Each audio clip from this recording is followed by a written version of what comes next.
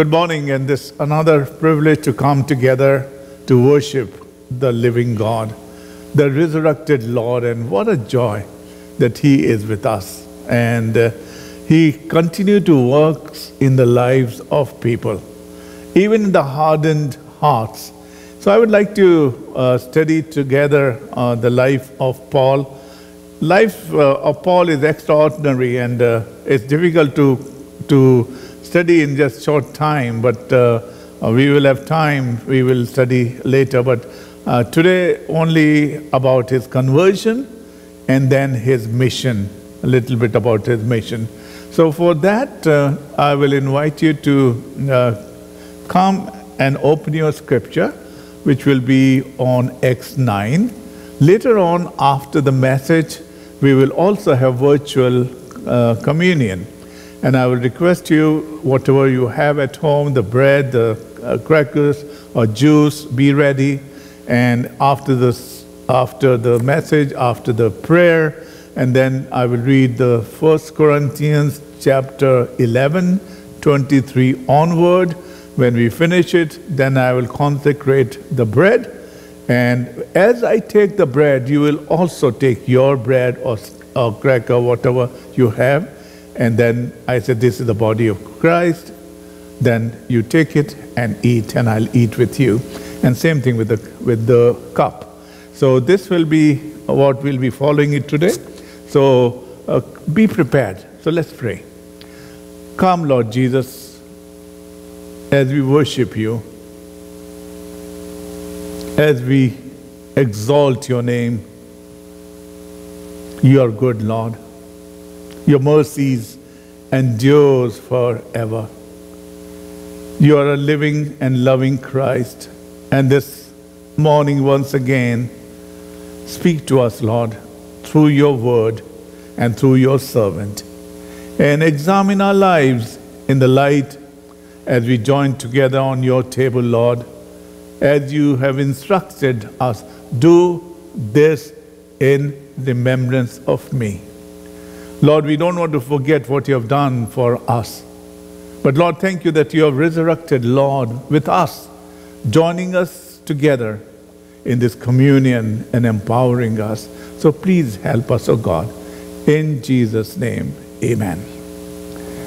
So as I said, first I will read the scripture of Saul's conversion, not the whole chapter, but part of it. And so let me read Acts of Apostles chapter 9, and I'm reading from a New International Version, and it talks about the heading is Saul's conversion. Meanwhile, Saul was still breathing out murderous threats against the Lord's disciples.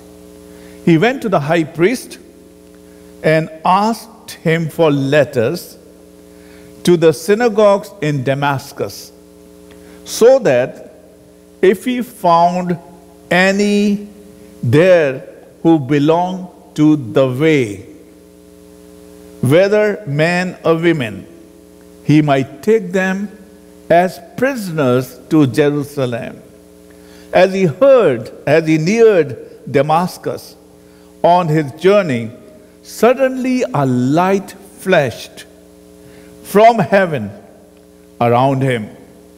He fell to the ground and heard a voice say to him, Saul, Saul, why do you persecute me? Who are you, Lord? Saul asked. I am Jesus, whom you are persecuting. He replied, now get up and go into the city, and you will be told what you must do. May the Lord bless through the reading and hearing of this word. So as we talk about Saul, who was an extraordinary character, who though he was not among the first 12 apostles, through his conversion, through his encounter with Christ, through his ministry and missionary work, he achieved distinguished status of being apostle of Christ. We can have a number of studies on his life, work and witness, but we will limit here with his conversion and mission. So, three things I would like to talk to you about Saul. First, Saul, who knew about God but no Christ. He missed out Christ. Second thing, Jesus confronted him and introduced himself to Saul. And third, Paul walked with Christ. So the first part, let's see. Saul, who knew about God, missed out about Christ. You know, when you think about his journey and think about his character, think about his background from different letters he wrote, and then also his testimony in a later part of the Acts to Felix and Festus and Agrippa, you'll see his character. You see who he is. And he claimed he was from the tribe of Benjamin, Hebrews of Hebrews, a Pharisee, member of Sanhedrin, with a zeal to persecute the church, faultless as per legal requirements of righteousness. Studied under the best teacher, Gamaliel. A Roman citizen by birth, linguist, he knew the scripture, yet blinded to see the person of Christ, knowing everything about God. And yet, he did not know Christ. You know, the Greek word of knowledge is gnosis, to know. And how do you know a person? You read about them, you hear about them, and someone else talking about them. So this is general information about that person. And that's what Saul had about God. He knew about God for information and through scriptures. But the personal knowledge of Christ, which is the Greek word, is epignosis. Relationship when you stay or live with this person, or you have personal encounter with him, which he didn't have. Later on, he has this encounter, this we are going to study today. Then he knew who Jesus Christ, because Jesus himself introduced to him. So you see that who he was. So he participated in stoning of the deacon, a godly man, Stephen. And it was happening at Jerusalem. He witnessed the martyrdom of Stephen. He heard his words, his prayers, and his death. And when you think about what Saul was hearing, and as he claims himself a Hebrew of Hebrews, and a person who knew Torah and law and all that thing, Stephen has spoken about this. And he was hearing what Stephen was saying. So let's see Stephen's words. Stephen spoke about calling and choosing of Abraham, Joseph, and then Moses. He talked about the journey of Hebrews from Egyptian slavery to freedom, entering into the promised land. He talked about David and Solomon and the temple of the living God. He accused them of killing the righteous. Stephen was accusing these Jewish people, accused them of killing the righteous one because they have received the law that was put into effect through angels, but have not obeyed it. And that's what the words, the sermon of Stephen and Saul was hearing. Then Stephen's prayer. What was the Stephen prayer? Look, I see heaven open and Son of Man, that is Jesus, standing at the right hand of God. Lord Jesus, receive my spirit. Then he fell down on his knees and cried out, Lord, do not hold this sin against them. That was the prayer of this Stephen the martyr. And Saul heard this prayer. And then Stephen's death. When they were stoning him, he prayed for them, asking the Lord to forgive the persecutors. And then he fell asleep. What a beautiful description about he did not die.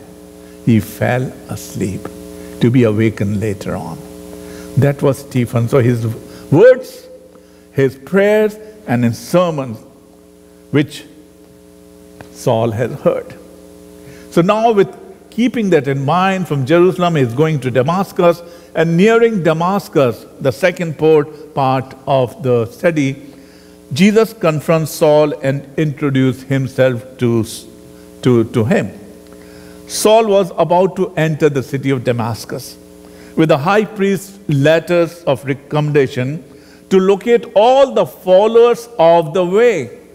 You know, remember John 14:6, when Jesus said, I am the way, I am the truth, and I am the life. And people who followed him were known as the people of the way. Before, they were called Christians in Acts chapter 13 at Antioch. But before that, they were known as the followers of the way. They were following the way, which was Christ.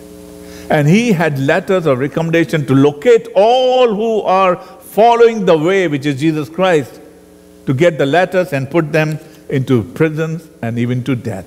That was the intention. Suddenly a light from heaven flashed around him, resulting in what happened to Saul? He saw a light which blinded him. He fell to the ground, heard the voice calling his name, Saul, Saul, why do you persecute me? And in later on, we also say it is not easy to kick against the goads. So he fell to the ground, he was blinded by the light, and then he heard his name. That describes, see, God and Jesus knows each and every person's name. He made us. Though we deny him, we need to understand God has made us in his own image. He knew everything. He is the creator. He's the maker of us. So he knows our name and each and every person's name. And I will say, not only a name, he knows about what is going on into our lives and hearts. He knows our game, he knows our shame, he knows our fame, he knows everything about us. Nothing is hidden from him. So that's why, Saul, Saul. So he was wondering, who is calling my name? And I'm hearing this name in the city of Damascus, which I don't know who he is. So naturally he asked that question. Saul responded, who are you, Lord?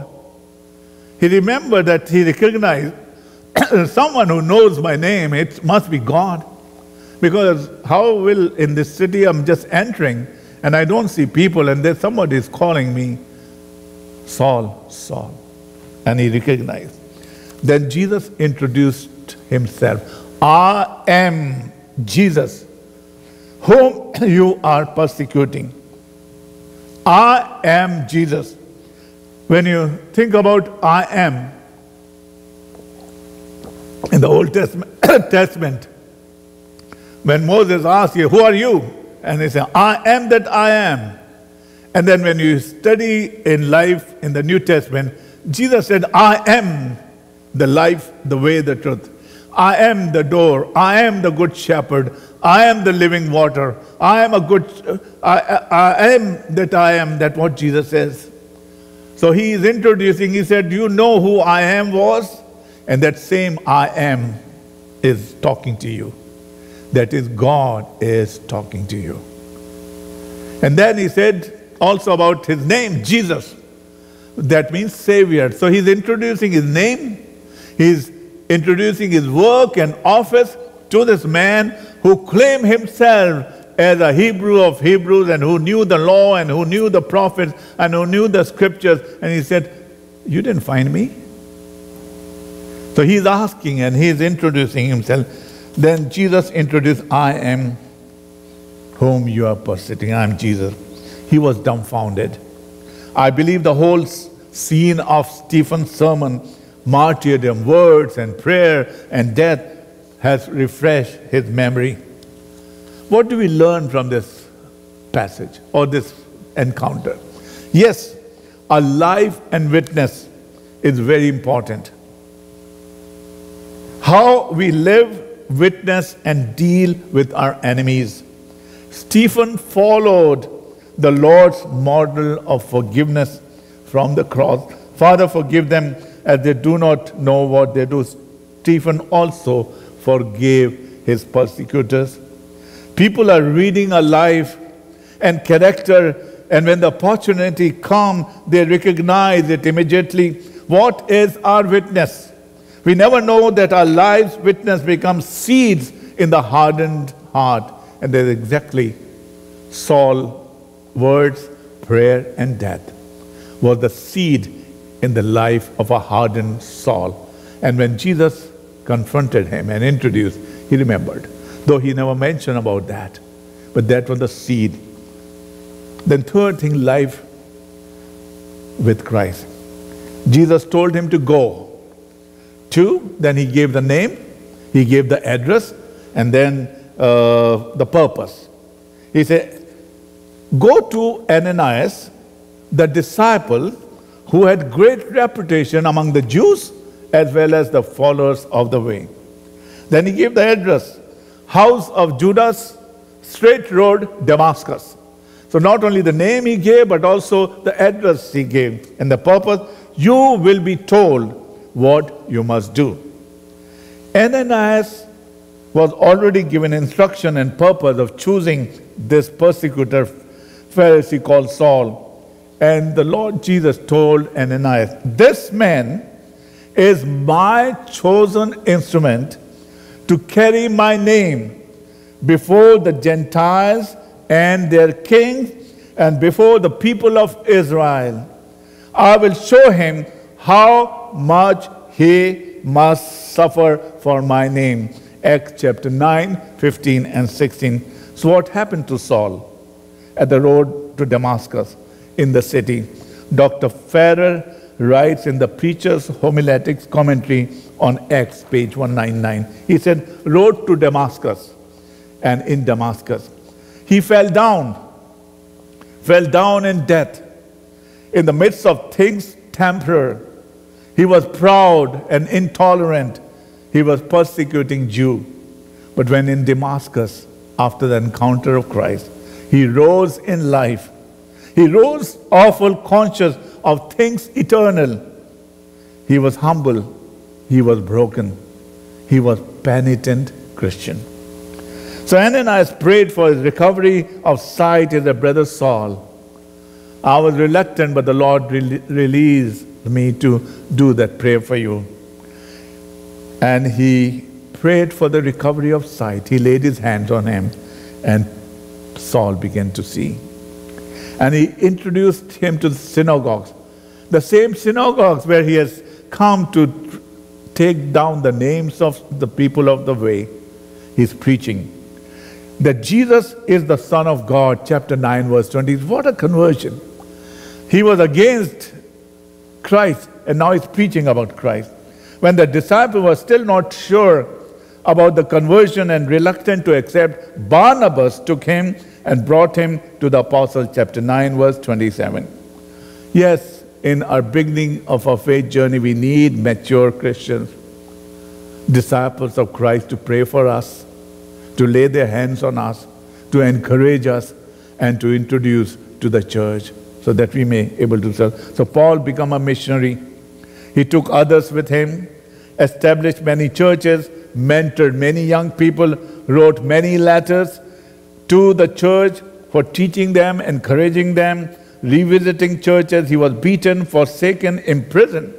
He shared his testimony to Governor Felix, then his successor, Porcius Festus, King Agrippa, if you read Acts 24, 25, 26. He was shipwrecked, jailed, beaten, but he enjoyed the wounds which he gladly bore. Galatians 2:20, I am crucified with Christ. Nevertheless, I live not I, but the life I now live in Christ Jesus. Family to King Agrippa. He revealed his mission which was given to the Lord Jesus to him. The Lord said to Paul, I'm sending you to Gentiles. And then he's given the mission to open their eyes and turn from darkness to light, from power of Satan to God, so that they may receive forgiveness of sin and place among those who are sanctified by faith in me. Acts 28, verse 31. For 2 whole years, Paul stayed there in his own rented house. and welcomed all who come to see him. Boldly and without hindrance, he preached the kingdom of God and taught about Lord Jesus Christ. Paul was faithful to his calling and mission. For I'm ready, being poured out like a drink offering, and the time has come for my departure. I have fought the good fight. I have finished the race. I have kept the faith. Now there is in store for me the crown of righteousness, which the Lord, the righteous judge, will award to me on that day. Not only to me, but also to all who have longed for his appearing. 2 Timothy chapter 4, verse 6, 8. Look at the life of Saul, the converted, becoming Paul. Have you encountered with Christ? He knows your name. And as Christians, what is our testimony and witness? You never know, through your prayers, through your words, through your life, and even through your death, that you can put a seed in the life of the hardened people, and you see how they're converted. Let us pray. Dear Lord, we want to thank you that you still love us. You know our name. And this morning, Lord, if any one of us who have not yet come to know you in person, God, we pray that you will open the hearts,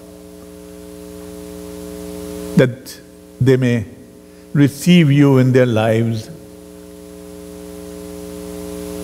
and serve you, O God.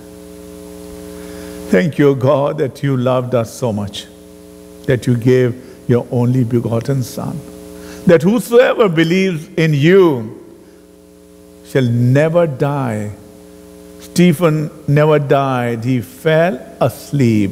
And all those who are in Christ, they won't die, but they fall asleep to be awakened again when the trumpet will sound, when the Lord will come to receive us.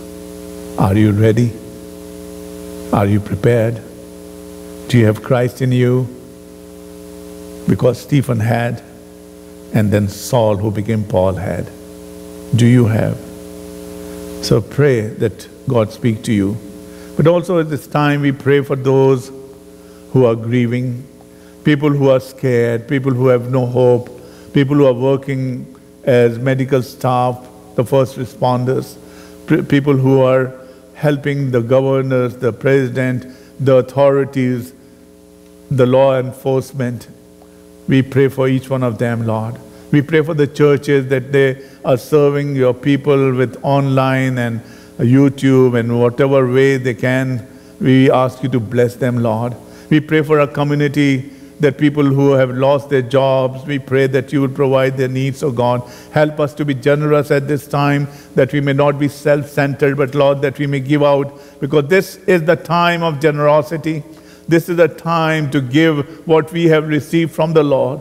So we pray, oh God, that this morning speak to us, that bring people to our sight and to our ears, so that we may get involved and do what you have commanded us to do, oh God. Love your neighbors.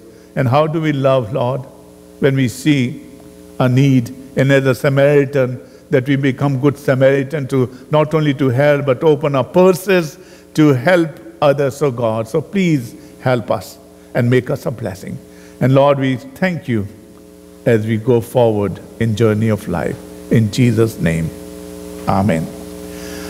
As I've asked you in the beginning that we will do the virtual communion, and then we'll go to the Lord's table. So prepare yourself. You can pause the video if you want to. If you're not ready, bring it to your table, and with the attitude of prayer in the presence of God, that we prepare for the communion, because Jesus said, do this in remembrance of me. So first what I'll do, I'll read the scripture, the sermon which is based on 1 Corinthians chapter 11. So I will read the scripture, then I will consecrate the elements. And when I said, because there is one loaf, you take that loaf with you.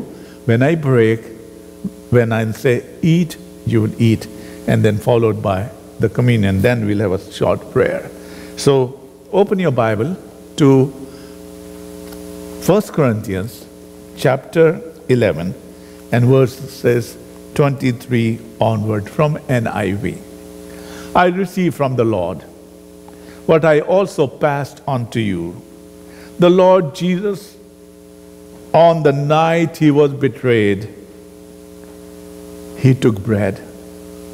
And when he had given thanks, he broke it and said, "This is my body, which is for you. Do this in remembrance of me." In the same way, after supper, he took the cup, saying, "This cup is new covenant in my blood. Do this whenever you drink it in remembrance of me. For whenever you eat this bread and drink this cup, you proclaim the Lord's death until he comes. Therefore, whoever eats this bread or drink the cup of the Lord in an unworthy manner will be guilty of sinning against the body and the blood of the Lord. A man ought to examine himself before he eats of the bread and drink of the cup. I will give you this little time to meditate and prepare yourself. Examine yourself, as the word says, before you eat and drink this cup. Examine yourself and see if there is anything which is bothering you and bothering others because of you. Set it right in your heart as you come. So I'll just give you a short pause. Come into your presence. Come into the presence of the Lord and examine yourself.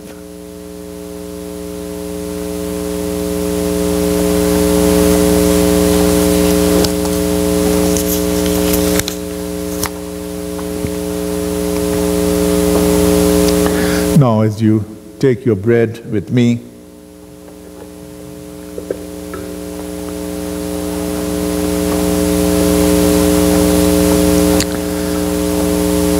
because there is one loaf, we who are many, in many different homes, are one body.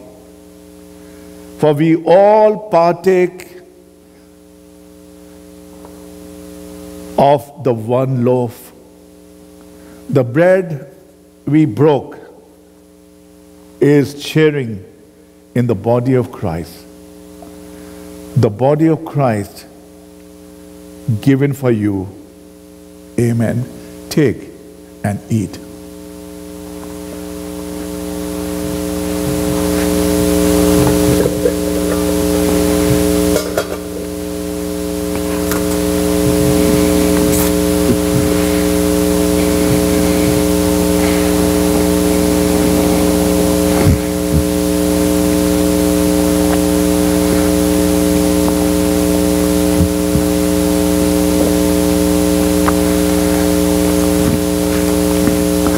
Cup over which we give thanks is sharing in the body of Christ, the blood of Christ given for you. Take and drink in remembrance of him.